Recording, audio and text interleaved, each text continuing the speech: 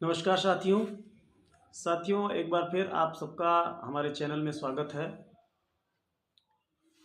एक बहुत ही अहम मुद्दा जो इस समय पूरे देश में गरमाया हुआ है, पूरे देश में उथल पुथल मचा दिया है, उस मुद्दे पर व्यवस्थित वार्ता करेंगे, एक एक पॉइंट को बखूबी समझेंगे और इस पे विचार करेंगे कि देश में क्या हो रहा है, क्या संवैधानिक है और क्या असंवैधानिक हो रहा है। कोई भी मुद्दा उठता है, सब लोग अपनी अपनी दलीलें पेश करते हैं, लेकिन वास्तव में सही क्या है, गलत क्या है, इस पर हमें और आपको विचार करना होगा। जी हाँ दोस्तों, बिल्कुल सही समझा आपने। मैं बात कर रहा हूँ प्रयागराज हाई कोर्ट के जस्टिस शेखर कुमार यादव के बारे में।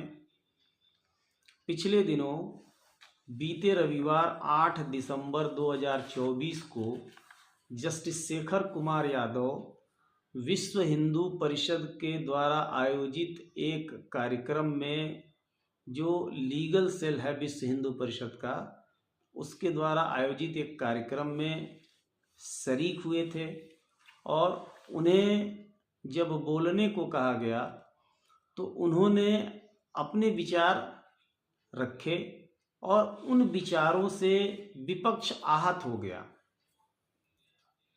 और उनके ऊपर तमाम एलिगेशन लगाए गए कि उन्होंने अपने अधिकारों का दुरुपयोग किया है, उन्होंने असंवैधानिक विचार प्रकट किए हैं, उन्होंने जजशिप के जो अधिकार हैं उसका खंडन किया है, उसका दुरुपयोग किया है। अल्पसंख्यक, बहुसंख्यक, मुसलमान, हिंदू, तमाम सारी चीज़ें सामने आ रही हैं और उन सभी मुद्दों पर आज हम आपसे बात करने वाले हैं। विपक्ष ने जस्टिस शेखर कुमार यादव जी के ऊपर महाभियोग प्रस्ताव लाने की तैयारी कर दी है। सुप्रीम कोर्ट ने पहले ही संज्ञान ले रखा है। न्यूज चैनल्स के फुटेज, अखबारों की कटिंग और तमाम सोशल मीडिया फुटेज के माध्यम से सुप्रीम कोर्ट संज्ञान ले लिया है। जस्टिस शेखर कुमार यादव जी को 2010 तक जितने सिविल मामले दाखिल किए गए हैं ऑनरेबल हाई कोर्ट में, उनकी सुनवाई के काम में लगा दिया गया है। वो भी उसकी प्रथम अपील की सुनवाई के लिए उनको दायित्व दिया गया है। बाकी सभी दायित्व उनसे ले लिए गए हैं।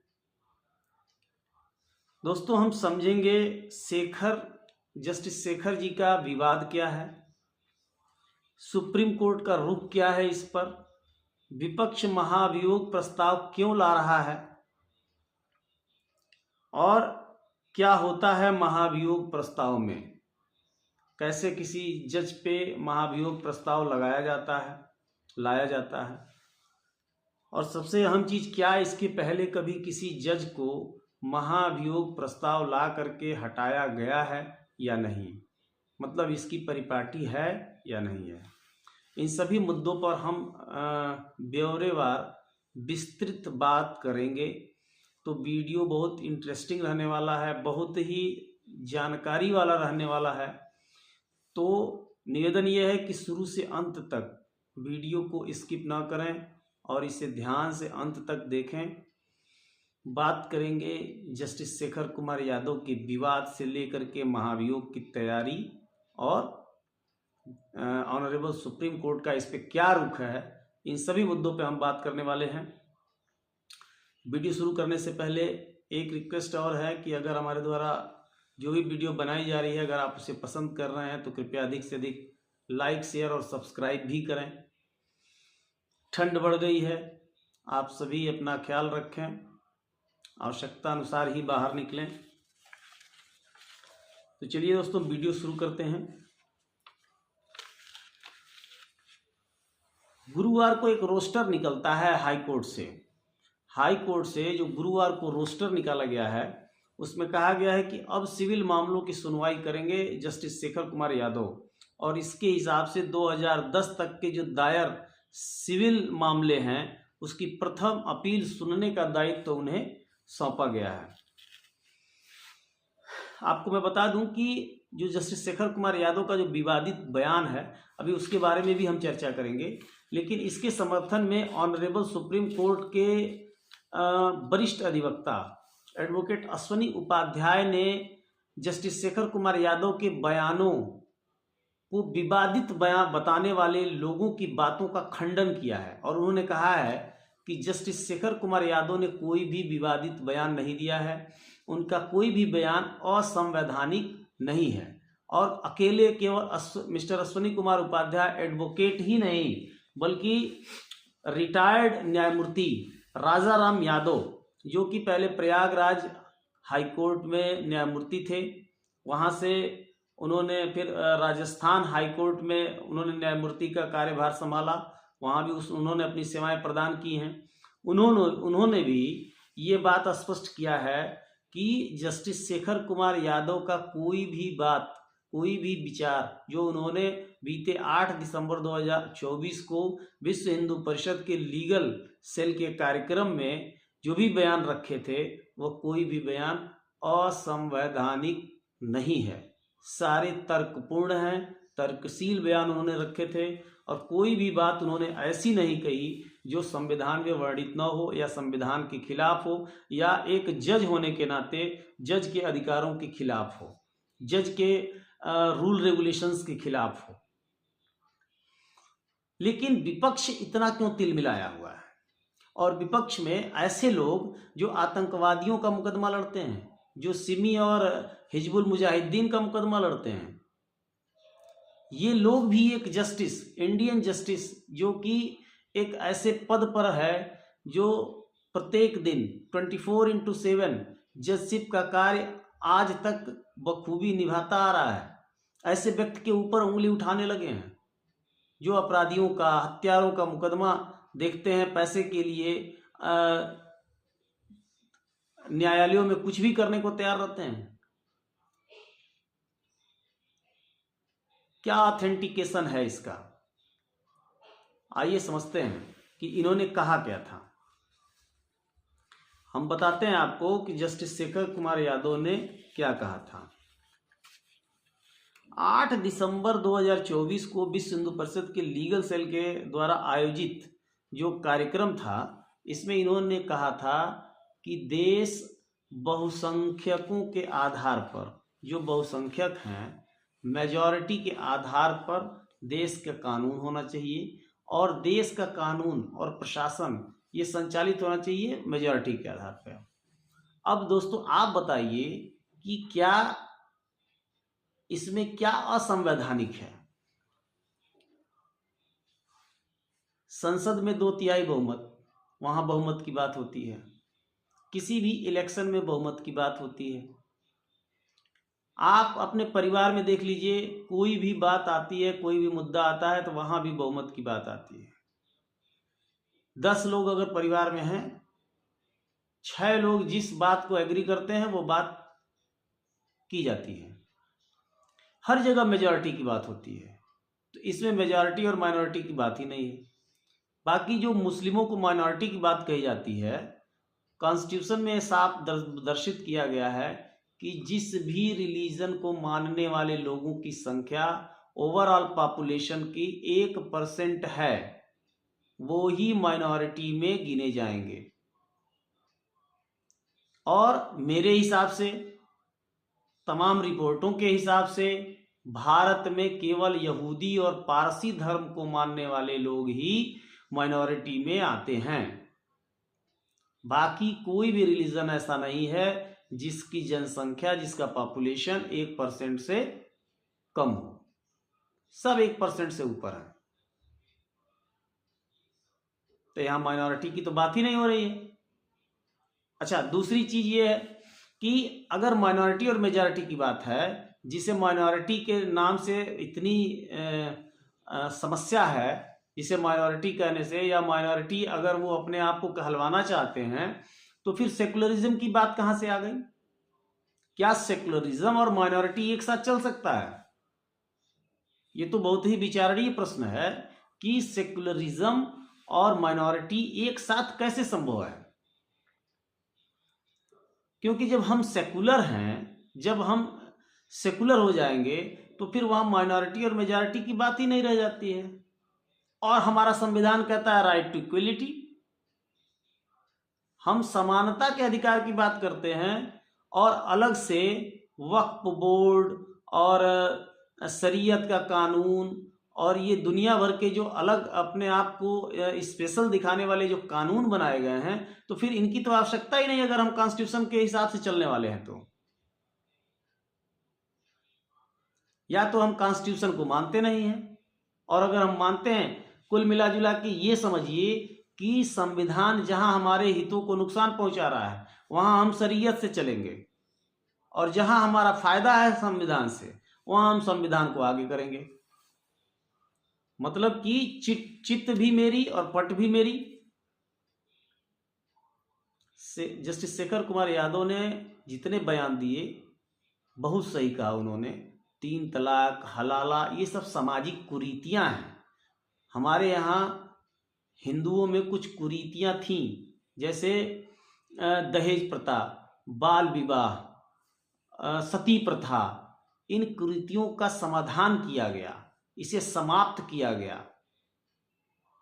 कालांतर में इन सब का निराकरण किया गया।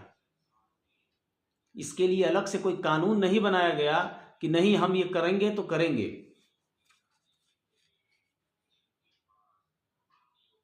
न्यायाधिकरण को सर्वोच्च माना जाता है, न्यायालय सर्वोपरि है संविधान के हिसाब से। और जब हम और आप न्यायाधीश के ऊपर उंगली उठाना शुरू कर देंगे दोस्तों, तो जो थोड़ा बहुत विश्वास न्यायालयों पे बचा हुआ है वो भी समाप्त हो जाएगा। तो जस्टिस शेखर कुमार यादव जी का कोई भी बयान असंवैधानिक नहीं है। आप सभी से विनम्र निवेदन है कि आप जहां हैं, जिस भी परिस्थिति में हैं, अगर आप भारतीय हैं, डजंट मैटर कि आप हिंदू हैं, मुसलमान हैं, सिख हैं, पारसी हैं, ईसाई हैं, जैन हैं, बौद्ध हैं, कोई मतलब नहीं रखता, क्योंकि हम सेकुलर हैं। और अगर हम सेकुलर हैं फिर भी हम भारतीय हैं, हम सब एक हैं, हम अखंड भारत का हिस्सा हैं। और अगर हम भारतीय हैं, भारतीय कॉन्स्टिट्यूशन से शासित होते हैं, भारतीय संविधान से गवर्न होते हैं, और संविधान पे हमारी आस्था है, न्यायालयों पे हमारी आस्था है, हमारे राष्ट्राध्यक्ष पे हमारी आस्था है, हम जिसे चुनकर भेजते हैं उस पर हमें विश्वास है, तो हमें जस्टिस शेखर कुमार यादव का सपोर्ट करना चाहिए। क्योंकि यदि जस्टिस शेखर कुमार यादव महाभियोग प्रस्ताव लाने के बाद अगर हटा दिए गए, तो ये जान लीजिए कि कॉन्स्टिट्यूशन या जिस संविधान के भरोसे हम जीवित हैं, जिस संविधान से हम शासित होते आ रहे हैं और आगे भी होते आएंगे, जिस संविधान में हमारी आज़ादी की बात लिखी हुई है कि 1947 में हम इंडिपेंडेंट हुए, 26 जनवरी 1950 को हमारा रिपब्लिक लागू हुआ, हमारा गणतंत्र लागू हुआ, ये सारा का सारा ध्वस्त हो जाएगा। ये सारी जितने ये मीमांसाएं ये समाप्त हो जाएंगी। तो मेरा यही निवेदन है कि आप जहां भी हैं, जिस भी कंट्री में हैं, जिस भी स्टेट के रहने वाले हैं, जिस भी धर्म को मानने वाले हैं, अगर आप स्वयं को भारतीय मानते हैं तो जस्टिस शेखर कुमार यादव के लिए आवाज उठाइए। और प्रत्येक सोशल मीडिया का जो भी प्लेटफॉर्म है वहां से आप जस्टिस शेखर कुमार यादव को सपोर्ट जरूर करिए। विरोधियों ने जस्टिस शेखर कुमार यादव के खिलाफ अभियोग प्रस्ताव लाने की तैयारी कर दी है, जिसमें 70 सांसदों ने, राज्यसभा के 70 सांसदों ने 70 सांसदों ने नोटिस पे हस्ताक्षर कर दिए हैं। महाभियोग के लिए मैं बता दूं दोस्तों, महाभियोग के लिए किसी भी जस्टिस को महाभियोग के माध्यम से हटाने की जो तैयारी होती है उसमें सेक्शन 124 के सब क्लास 4 में व्यवस्था दी गई है कि संसद द्वारा जो संसद का प्रत्येक सदन है और उसके द्वारा जो निर्धारित तरीके हैं, जो व्यवस्थाएं दी गई हैं, उसके माध्यम से अभिभाषण के बाद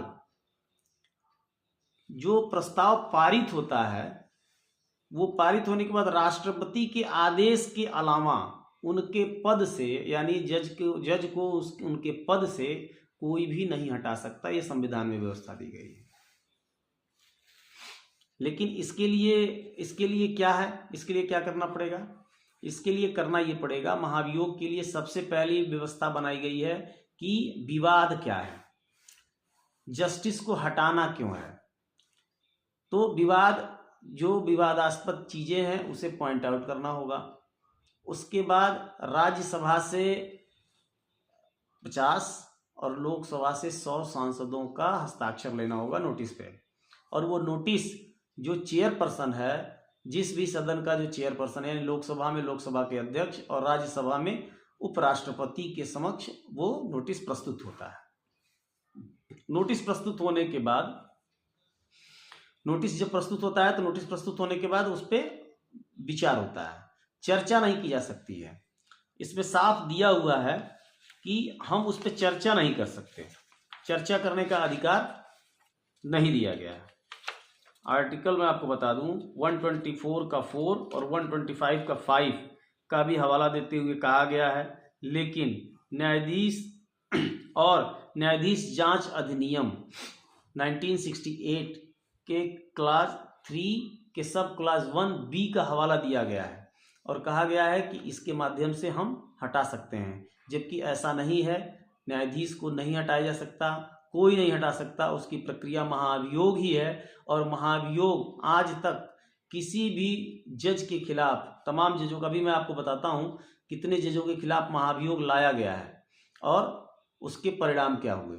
लेकिन हमारा जो कानून कहता है कि न्यायाधीश जांच अधिनियम की धारा 13(1)B का हवाला दिया गया है। संविधान के आर्टिकल 124(4) और 125(5) का भी हवाला दिया गया है और कहा गया है कि इसके माध्यम से हम जज के ऊपर अभियोग लाएंगे और उसको हटा सकते हैं, जस्टिस शेखर कुमार यादव को। लेकिन आर्टिकल 121 ये साफ करता है कि संसद में किसी भी जज के ऊपर आरोप लगा करके चर्चा नहीं की जाएगी, चर्चा नहीं की जा सकती।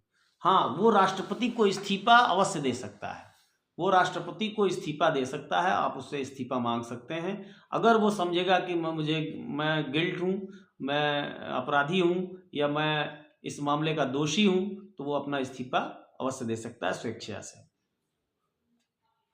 दोस्तों, अब बात करते हैं कि उनके पद से क्यों नहीं हटाया जा सकता। क्योंकि हमारा आर्टिकल 124(4) कहता है कि उन्हें उनके पद से नहीं हटाया जा सकता। जस्टिस शेखर कुमार यादव का जो मामला है वो इन्हीं सब चीजों से घिरा हुआ है। ऑनरेबल सुप्रीम कोर्ट ने भी उनसे इसका जवाब मांगा है, हाई कोर्ट से जवाब मांगा है। दूसरा ये है दोस्तों कि मैं आपको बता दूं कि महाभियोग में जब नोटिस यहाँ से पास होती है तो सदस्यों की टीम, एक जांच समिति गठित की जाती है। अगर कोई सुप्रीम कोर्ट का न्यायाधीश है तो उसके लिए सुप्रीम कोर्ट का एक वर्तमान न्यायाधीश, 2 न्यायविद, 3 लोग मिलकर के इसकी जांच करते हैं। अगर हाई कोर्ट का कोई जज है, यानी अगर मामला शेखर कुमार यादव का देखा जाए तो उसमें ऑनरेबल सुप्रीम कोर्ट का एक जज होगा और हाई कोर्ट के न्यायमूर्ति होंगे जो chief justice of high court हैं, 2 और 1 न्यायविद। 3 लोग मिलकर के इसकी भी जांच करेंगे, जांच अपनी रिपोर्ट पेश करेंगे। रिपोर्ट के आधार पर फिर ये इसका एक इसको सारगर्भित किया जाएगा, इसका एक सार बनेगा और उसको माननीय राष्ट्रपति, महामहिम राष्ट्रपति के समक्ष पेश किया जाएगा। महामहिम राष्ट्रपति इसे समझेंगे, उचित समझेंगे तो वो आदेश पारित करके उस जज साहब को हटा सकते हैं। ये होती है टोटल महाभियोग की प्रक्रिया। और अब हम बात करेंगे कि कितने जजेस के खिलाफ महाभियोग लाया गया है और उसके परिणाम क्या हुआ है। तो मैं आपको बता दूं, 90 के दशक में सुप्रीम कोर्ट के जज वी रामास्वामी को भ्रष्टाचार के आरोप में महाभियोग में लाया गया था। महाभियोग प्रस्ताव उनके ऊपर लाया गया था जो लोकसभा में गिर गया था, पास नहीं हुआ, गिर गया, पहला मामला। दूसरा, 2011 में कलकत्ता हाई कोर्ट के जज सौमित्र सेन के ऊपर महाभियोग प्रस्ताव लाया गया था। हो सकता है कि इन्होंने उचित समझा हो कि मुझे इस्तीफा दे देना चाहिए, इन्होंने इस्तीफा दे दिया।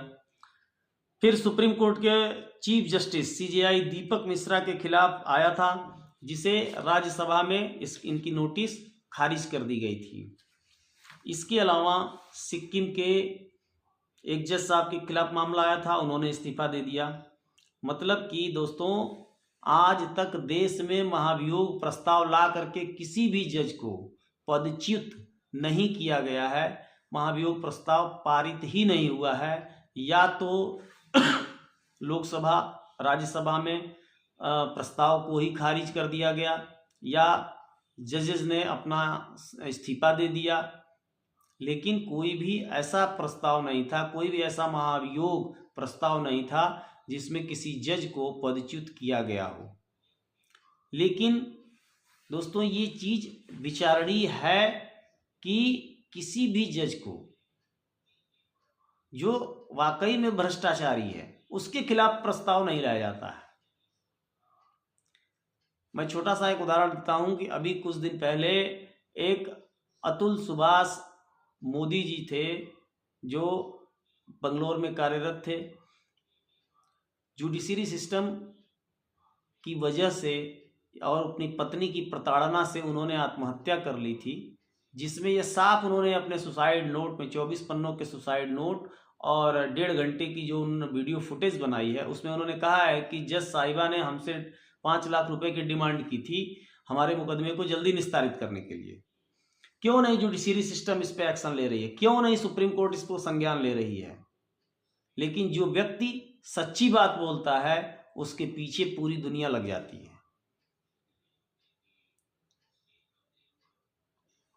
बातें बहुत सारी हैं दोस्तों, लेकिन वीडियो बहुत लंबी ना करके मैं इसी पर समाप्त करता हूं।